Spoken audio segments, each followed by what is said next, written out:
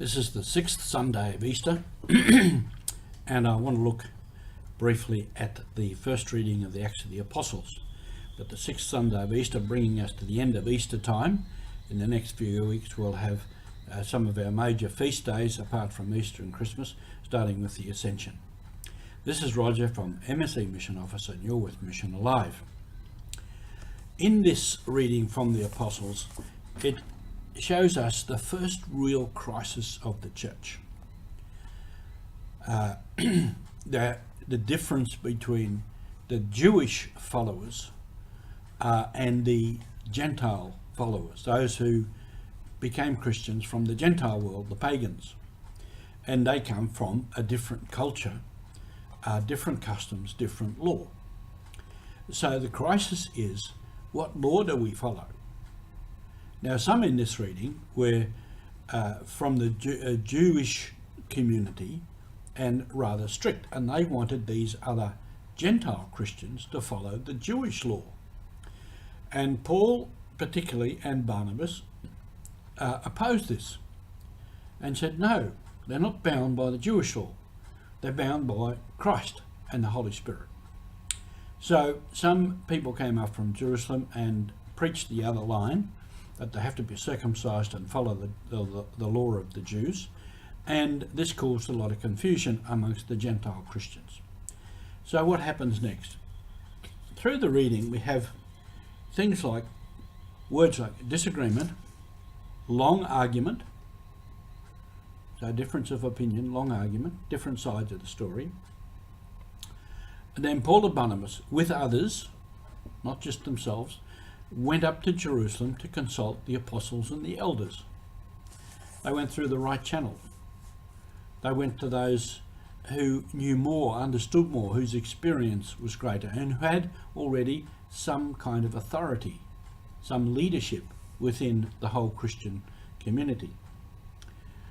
And these conferred, and there were delegates, and the apostles and the elders sent delegates back, and they concurred with what Paul and Barnabas were saying.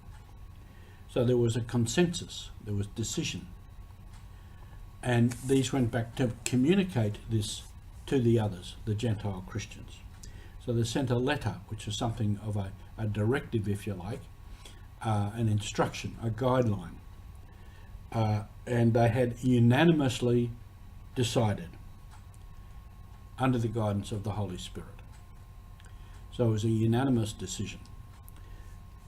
So they said the essentials were not to burden people with things that were unnecessary. And these they considered that following the whole Jewish custom and law and tradition was unnecessary because of the Holy Spirit and Jesus. It was a new time, a new belief. So they said the essentials are, you are to abstain from food sacrificed to idols, from blood and the meat of strangled animals.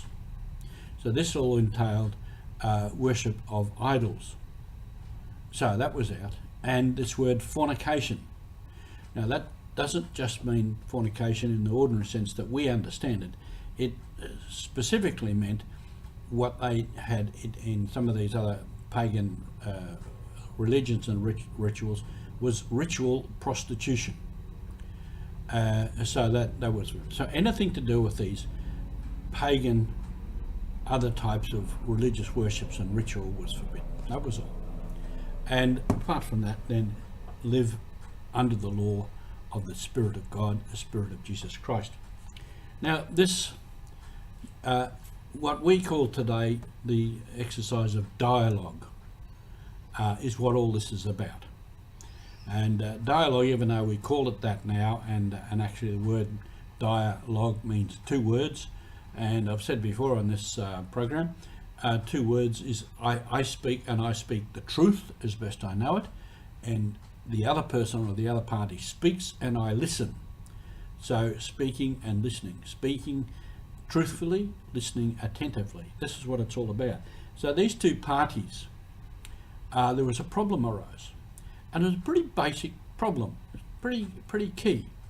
The following of Jesus sprang from the Jewish world. So do we follow the Jewish law and custom, or are we now free from that? And Paul very definitely said, no, those of Greek and Gentile origin are not bound by the Jewish world. So it was a key moment in the work of the life of the church and the mission of the church. And because Paul had that insight, and the elders and the apostles concurred with that, then that mission went ahead. And that was vital to the mission of the church. So this is mission alive. The mission is still alive because we live in a world of many cultures, many languages, many beliefs. So the work of dialogue, listening and speaking the truth, is very key to our mission. Thank you for being with us.